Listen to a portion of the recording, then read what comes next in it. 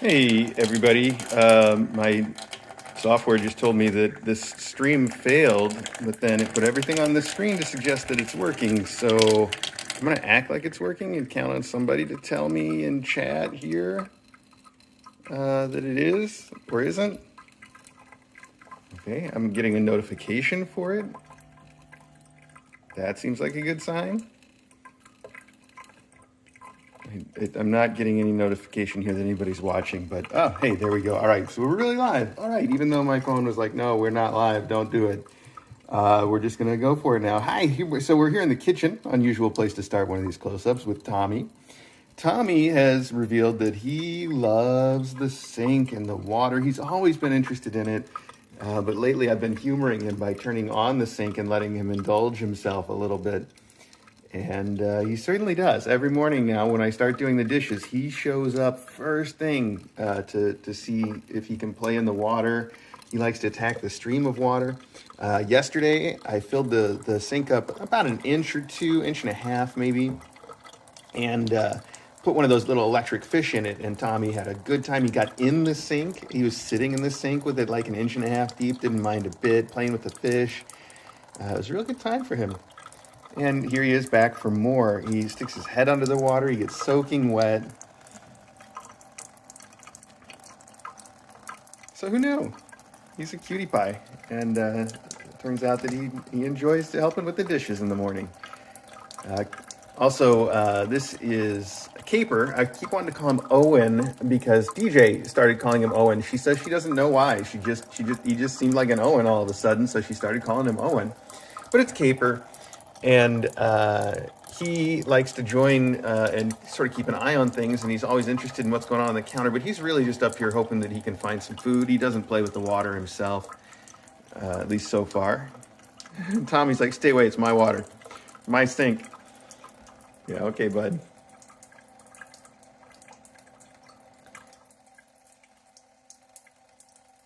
So I just had to start the stream a little early because I wanted to make sure that you guys got a chance to see Tommy.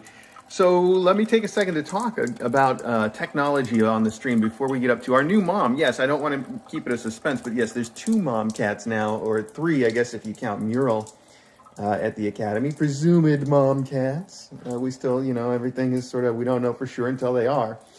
But yeah, there's 2 here. We'll get to them in just a few minutes. All right, we'll head up that way. But first, I wanted to take a second and talk to you about the technology here. Just to mention that if you pay close attention to the regular Kitten Academy live stream, then you will have seen that I've programmed it so that my phone now can send little sort of micro close-up streams to the live stream. And so when you're watching the Kitten Academy live stream, every now and then I'll just pop on with a close-up with video.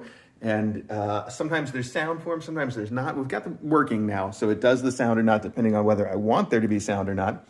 And that mostly just depends on, like what's going on around me when I put one on. But anyway, so keep an eye out for those. They're really fun. And we've started a news scroll, which seems like it's full of bugs because it keeps breaking. But theory, anyway, if you tune into the regular Kitten Academy live stream, every 15 minutes, you should see on the screen just some little updates, whatever the updates happen to be, every 15 minutes. And we thought that was a good way to help make sure that people know what's going on and get their questions answered, even when they can't be on Discord or when there's not a close-up. And it is a very good thing, I think. It's a great idea, but it needs to work. So I'm still working on, some of that stuff, and it's pretty cool. So keep an eye out for that stuff on the regular Kitten Academy live stream. Keep an eye out for little micro close-ups like this. Keep an eye out for that the news scroll, and let's head upstairs to see our mom cats. Well, another thing I was thinking about doing with putting those 2 things together and having the news scroll tell everybody automatically, rewind to such and such a time to see the latest sort of micro close-up or micro stream or whatever we call it when we do that. And that way, whenever you tune in, you can always know, okay, if I just rewind to there, I can see the last time maybe something cool happened. So, yeah. Anyway, that's all up and coming fun stuff. We're also putting more control of the cameras into, so far, in the hands of a small test audience that is not having great success. through no fault of their own. That's all more bugs to work out, but we are trying to make it all happen. So this is Buttons. You guys all met Buttons before. She is the first new supposed mom cat that came to the Kitten Academy. She came about a week ago now. She is about just a tiny bit over easy for me to say, just a tiny bit more than 6 pounds in weight. She is extremely playful. Her papers said she's about 7 months old. I believe it because she is just a kitten. She acts like a kitten. She really seems a lot closer to being a kitten than a mom cat to me. And whether or not she's pregnant, she's very light if she's pregnant. 6 pounds is very, very small. And hasn't really been showing any signs that she's pregnant, including not eating very much. So who knows? Who knows? But tomorrow we do have her scheduled to go to Dr. Katz and get an x-ray. And that'll be really our official word on what she is and how she's doing. And if I didn't mention, her name is Buttons. And she is just a total little sweetheart, too. She is very skittish. Like little sounds and things set her off, and she just runs. She wants to hide. Her first impulse, she's a lot like Eddie, a very lot like Eddie, because Eddie, to this day, I've said this before, Eddie's been our kitten now for 10 years. And even 10 years later, we love him to death. He's never gotten the slightest bit of trouble from us. And his first impulse, if I see him on the floor and I walk up to him to pick him up and cuddle him, his first impulse is to run away, even though he really wants to be snuggled all the time. Eddie loves being petted, and Buttons here loves being petted. And just like Eddie, if she sees me coming towards her, her first impulse is going to be, I got to run away, even if she really wants to be petted. So she's a little skittish, but you can see she loves people. She's coming up here now. She's sniffing my fingers. She wants to sort of rub her cheek on me. There we go. Give me a little love bite and groom my fingers. She's telling me she loves me, but she is still pretty skittish. So her future adopter, whomever that might be, hopefully after she's had her kittens and been spayed, we'll need to expect that a little bit. She's so playful and so loving and also so skittish. So you get all three experiences in one cat with this little Buttons. So we'll see. There was an ultrasound done for Buttons that confirmed that she's pregnant, they say, but it wasn't done by anybody I know, and so I'm just a little skeptical, but you're right. I should definitely give that the benefit of the doubt. So I'd say likelihood-wise, I still have to say it's more likely that she's pregnant than not, but I can't see any of it myself, so it makes me feel like, who knows? It's important to know that nothing's for sure until it's for sure. Another thing about Buttons is that she gets along great with other cats. I haven't seen her have the slightest problem, no matter how they approach her, if they're angry, if they're calm, if they want to play. Well, she hasn't had as much of that as she wants yet, but she's so good with other cats. So that means, as a result, she's sort of earned the right to go out around the house if she wants. And in fact, more often than not now, I just leave her door open, and the other cats like to come in here. Muriel and her kittens love to come visit. She and Muriel get along great. The first time that Muriel sees her during the day, they usually do a little headbutt to each other, and then they go and do their things, separately, but they do like each other. In fact, I could probably open the door and demonstrate some of that at any point. Now, there is still quite a bit of hissing between her and the kittens, but not less. I mean, there's less every day. In fact, yesterday I saw her actually playing with Gambit for a good long time. They were both, playing with a toy together, so not directly with each other, but for a long time with no conflict whatsoever, just being real friendly and like they'd come from the same litter. So I really think that she identifies a lot better with these kittens than even with me, say. Oh, but that reminds me, on the point of how much she likes cats versus people, I do think she's a lot more comfortable around cats. Yet, she does still choose to come to her people. When I had the beanbag chair in here and I'd come sit down, after a little bit, she'd come sit in my lap.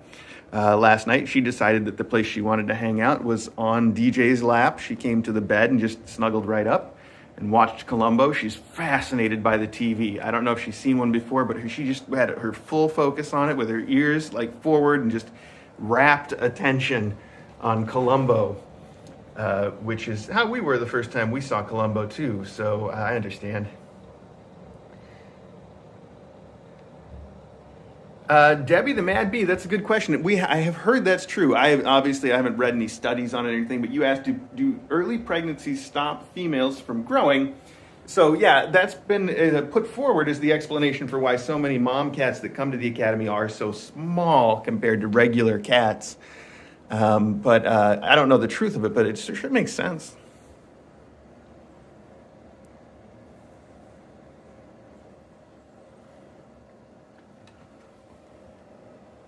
Oh, you're right. You're right. Somebody, Toddy says Peter Falk from Columbo also has, slightly off-center eyes. I don't know if it's cross-eyed or wall-eyed or if it matters, but yeah, it's a good point. Maybe she just identified with him. She's like, yeah, hey, that's my kind of people right there. She sees some role models on TV. That's always good, isn't it? You could do a lot worse than Columbo. There we go. Oh, it's a glass eye. Oh, yeah, you know what? Maybe I knew that. Maybe I didn't know that, actually.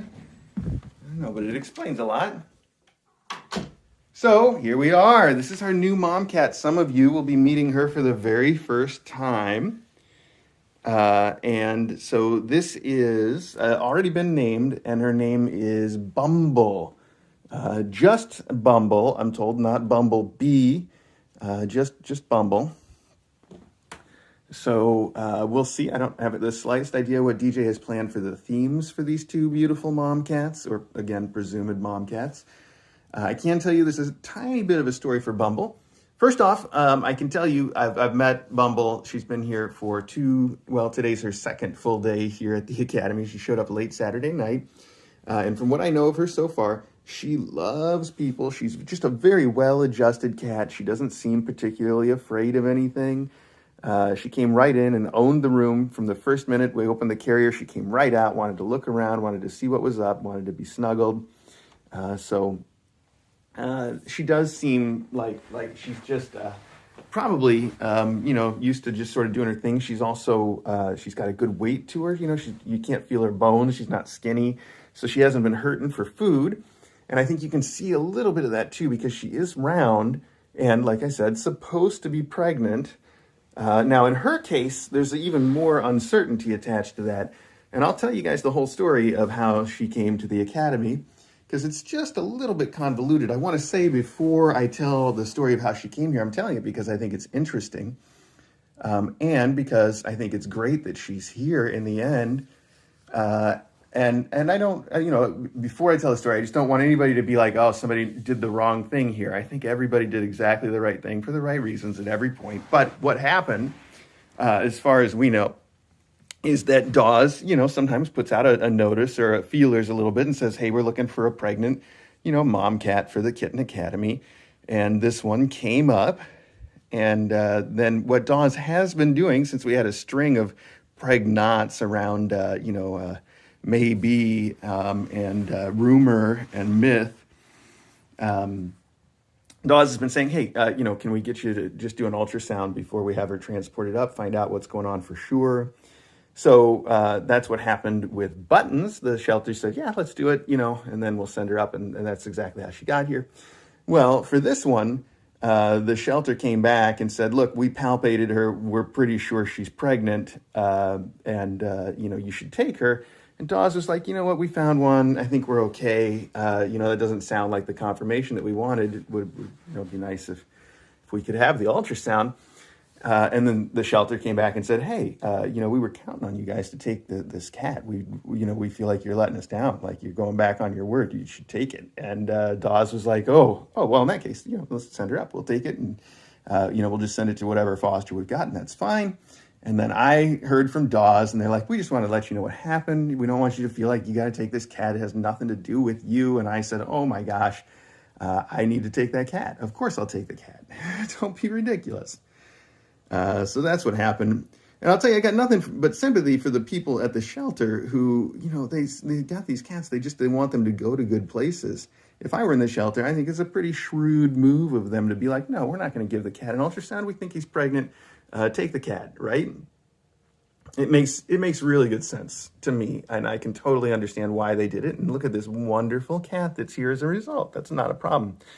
The thing I think is most interesting now, to sort of put the end on that story, the punchline of the story, is that she showed up here, and we get paperwork. The transfer papers. There's always papers that are, when you transfer cats interstate, you have to have paperwork, and then the shelters do it, and usually there's paperwork that says here's their rabies tag and all the stuff that goes along with the cat. And sometimes, it varies quite a bit what we get, the quality and quantity.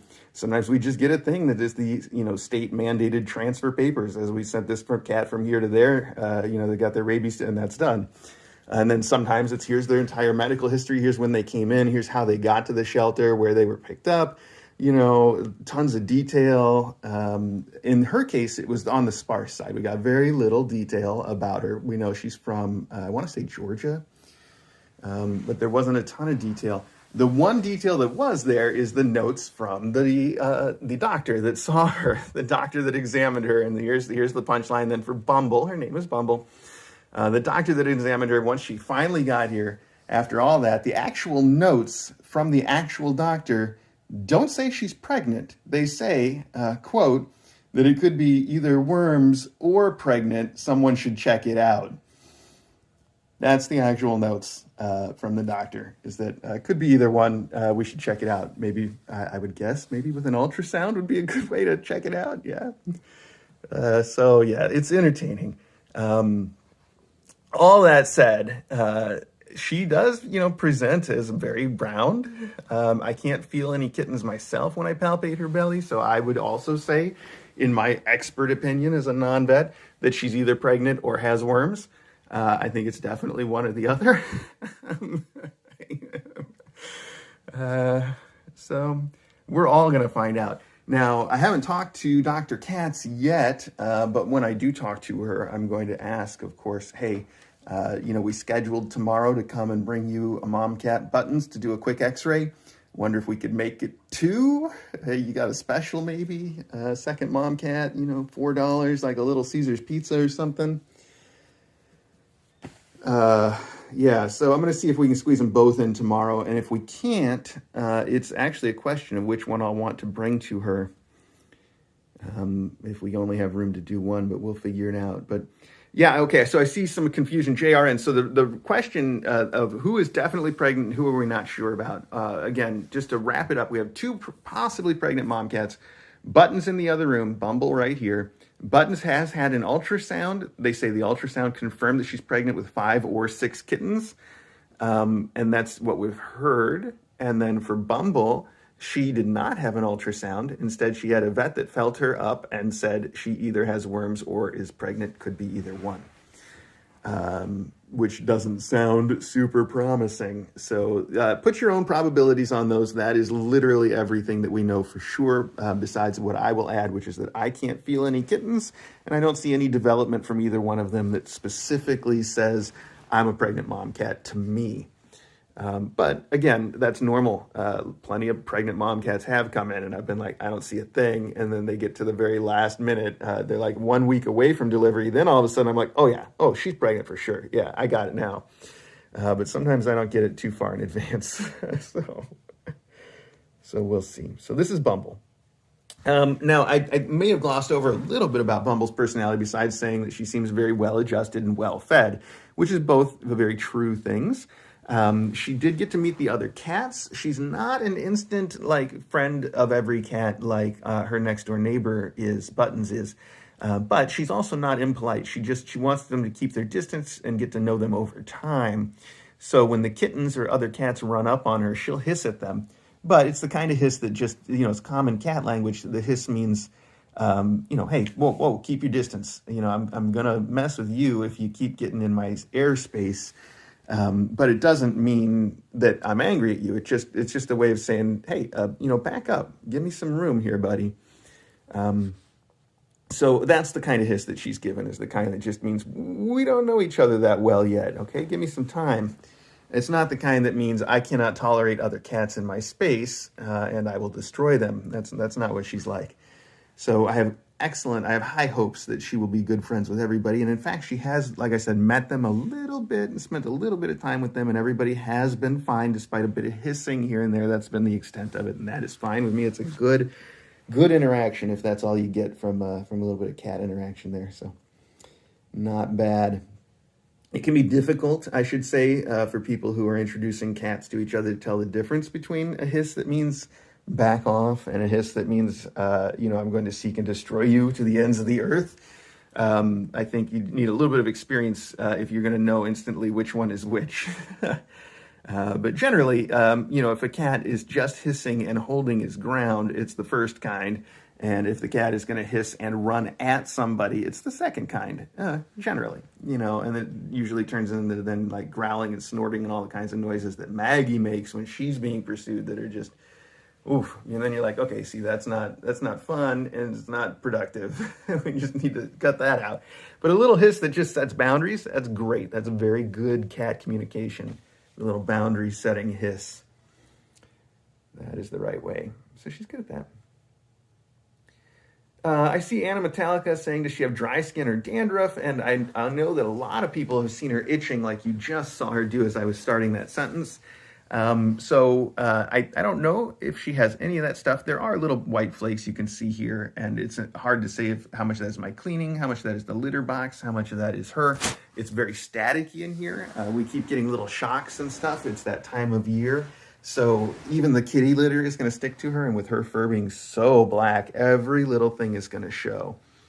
So it could be anything, but given the itching, I'm open to the possibility that she has some dry skin going on. She also did have some scabs that are the kind of scabs that are indicative of possibly flea bites when she showed up, but I don't think she ever could have had very many. Like I said, her fur is perfect. Her body weight is good. There's just not that much going on with her that way to indicate that she's been in a condition that would lead to fleas. I don't think she's been in that sort of a condition. Sometimes mom cats come in and we're like, yeah, this cat's been around fleas for a while. And then sometimes mom cats like this one come in and we're like, if she's ever seen a flea, it was a rare thing. So I don't think that, but we're always keeping an eye open for that, and we keep a Revolution on hand for mom cats that may actually have fleas. Revolution is what you can use for them, not Revolution Plus, which is what we normally use for all of our cats. Revolution Plus is an excellent product, but not tested, not approved for mom cats. Not to say it's not safe for them, just that we don't know. Whereas on the other hand, the regular old Revolution is and does a great job for fleas.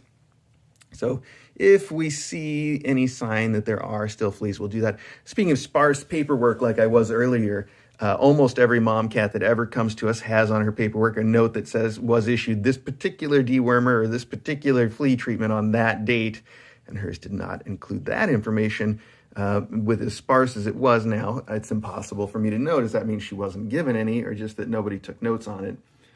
It's hard to say, but either way, I don't think that she needs anything. Rachel, that's a fun question. If we ever had a flea infestation from a mom cat that came in, no, I can tell you first off that it is not uncommon for some fleas to come in on a mom cat or a kitten that we bring in. That's happened many times. Very often when they come through a shelter, the shelter will have already treated them. And so there won't be any left, but we'll see lots of little scabs. Or other times they come in, there's plenty of live fleas still, and we have to do all the work on that. Now, we've never had an infestation at the Academy because we keep all of the faculty on the Revolution Plus all the time. And, when we have an active, fleas come in, we sort of isolate that cat. We make sure that they get the treatment. And then after a certain point, the fleas just don't have anywhere to go. Like there's nothing for them to latch onto, and their reproductive cycle doesn't work.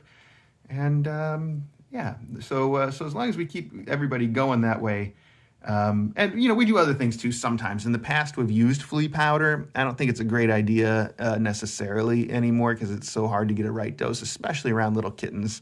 So we don't usually use flea powder. A lot of the shelters we've worked with do things like give cats baths with just regular old Dawn, or sometimes with a flea bath. And we have both of those products on hand to use, which we've used very, very rarely. In almost every case, just a real quick revolution is good enough for the kinds of stuff that we get. So we've never had anybody get to us with a really bad case. So I don't even want to get into what that looks like. So that is... it's Melody. Is it? Yeah, they're both the Revolution and Revolution Plus are topical, but they don't. There's the only concern would be, I think maybe little kittens licking the faculty, and that's never been a thing that happens when they're small like that. So it's would keep them isolated long enough for it to all be absorbed anyway, I think. So this is our brand new mom cat. She came in Sunday night. Her name is Bumble. I keep having to remember what it is. I get as far as like bum, and then I'm like yeah. So anyway, Bumble. She's a tuxie, as you can see. She's got some white. I didn't show you her belly, and I don't think that she's going to let me show you her belly right now because she's chowing down. Oh, that was the other thing I was going to say. She eats a ton. She eats like a pregnant cat. When she first showed up, she went through 3 cans of food in like the first hour. So that's a good sign, and we like that. But that, of course, that could also just explain her figure if that's always been the way. Like, who knows? Anyway, that's Bumble. So that's Bumble. And then next to her next door neighbor is our other presumably pregnant mom cat, Buttons, whom I don't see, but she was just there a second ago. Let's go back out. So I am trying to get everybody to mix this time because they all seem like with just the slightest bit of effort, they might all be amenable to hanging out together over time. I think that's good for us. And I know, putting them on quarantine is a good thing to do. But this one is already, she came in with a little bit of URI symptoms. And the other one has a little bit of that. And it's just real normal.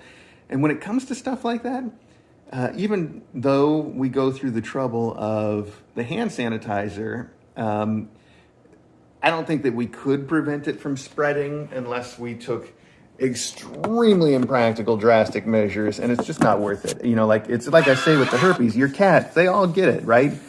They all have that stuff. So I'm trying to get them to not get it. It wouldn't be practical is all. In this case, if there were a practical way to do it, I would go for it. But like PPE, we bought a ton of PPE the first time that we had a really bad calicivirus outbreak. I think it was maybe it was a different one. I don't remember for sure, but. We tried it for a while, but it's just the amount of times that I've got to visit the kittens every day. It's impractical. You can't keep it up. And then, it spreads anyway because you're in the same house. It's just, you're just a door away. So Buttons just ran out to explore. Oh, she's going in the litter room, so we're not going to follow her in there. She's become very familiar with the upstairs, and you can tell that she's got to be really comfortable with a place. Like yesterday, so the first days that we let her out, well, now she's gone under the bed. That's a real problem. I'd love to talk to you forever about cats that go under beds and the issues, and that's a thing. That's a legitimate thing for me. But we're not going to try to get under there and film her. Instead, we'll just go back over here. And hi, it's Custard's time to. Hi, Muriel. I knew you'd be in here in just a minute. Hi, Mew. Let's see. I was saying something before talking about going under beds. I was talking about how the first time that I let Buttons out, I blocked the hallway and let her out through the second annex so that she could only access this room and what is now Bumble's room and the office, Custard's office, which, like I said, I'm going to open that up. Let's go do that right now. So she could only access those 3 rooms, and she did very slowly learn about each of the 3 rooms. And then on the second day, when I gave her access to the entire house, she would only go into the office because she knew the office, even though she had access to everything. And then I brought her into the master bedroom a few times to sort of spend time with DJ and I, and she'd spend almost all that time hanging out under the bed because she was nervous. And now, apparently, going to the bedroom that's part of her territory, and she's fine with it, but she still has barely been downstairs. She wants to. You see her go down the stairs sometimes, and she sometimes even gets as far as the landing before she's like, nah, There's too much. I'm not ready for that yet. But you can see how playful she is. She just always wants to play. So play-driven, this little Buttons. Hi, Custer. Good to see you this morning. Yeah. All right. So I wasn't really going anywhere with that whole stream of thought. Just that Buttons is a fun cat that is slowly learning about the house and allowed to. So she'll be in and out, I'm sure. You can see she doesn't mind the kittens anymore, and they don't seem to mind her very much. But there's still sometimes a little bit of establishing the pecking order and the boundaries. Oh, and that's okay. Don't team up on her, though. That's just rude. That is rude, Owen. So the way she galloped away, I don't know if you could hear that.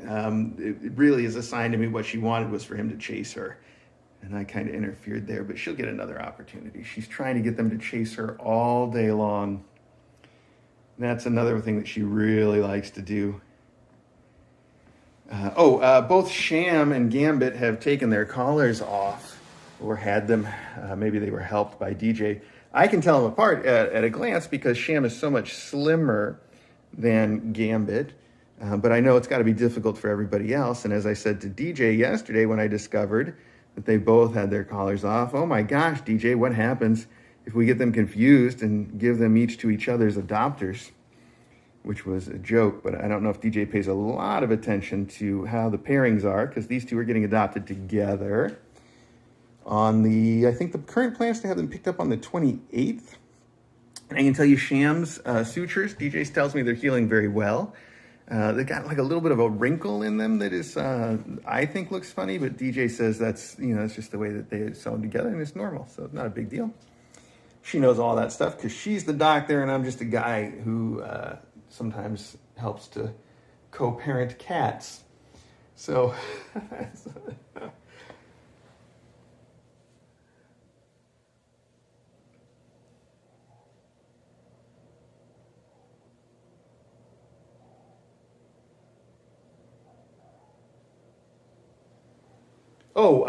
Etch and Trace got adopted together. They went yesterday.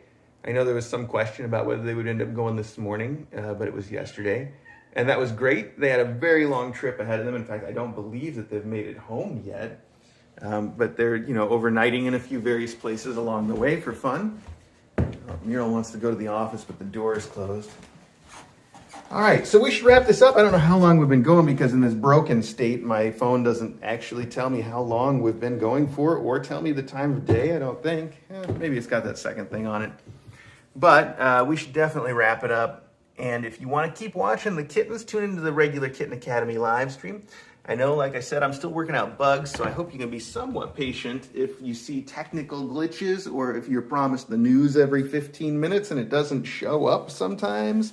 That kind of thing. But I do hope you make a new effort to check out the regular Kitten Academy live stream because I have been working quite a bit on stuff that I hope will make it more compelling as an everyday thing. I know we've got a lot of people that do watch it every day like me, and we've got a lot of people who only tune in once in a while and prefer the close-ups to just pick up their news. And I'm hoping to make the live stream more compelling for every kind of people. So we're working on it, and the little micro close-ups that we'll be doing, I think, along with the news is going to be some real good steps in that direction. I'm excited. I hope you're excited, and that's it. So tune into the regular Kitten Academy live stream. Mailbag, yeah. So right after this, I'm going to have some coffee, and then I got to go pick up all the mail from the mailbag that we didn't have. And I know everybody still wants to know when are we going to have it. And here's what I committed to during the mailbag that we did have. I said, look, we're going to get everything that everybody sent. It's going to be open by the day after Christmas, December 26th. And if anything came late for endowments, I will make sure it gets to them soon, not in due time. That's what I promised. That's what I'm going to stick to. And other than that promise, I still don't know anything about exactly when we are going to do any of that. So once I have something I know, I will inform you all via Discord and Twitter at the very least. Speaking of, I also owe you guys some blog posts, including that one art blog post that is now something like 3 months late. And I hardly even have to write because Sylvie does all the work on it. And that just shows you how irresponsible or busy I am, depending on how generous you'd like to be to me. So there we go. Okay, please check that out. I hope you do. Please do. And if you don't, that's okay too. Thank you so much for joining me today. I hope you join me for the next one. And no matter what the timing for all that looks like, I hope you have a wonderful Christmas, if Christmas is your thing. I hope you have a great holiday regardless. I hope you do have a holiday. I know a lot of you don't. Even if you don't, I hope you have a good time and manage to get a smile on, all right? That's good enough for me. I hope it's good enough for you. And we will see you next time.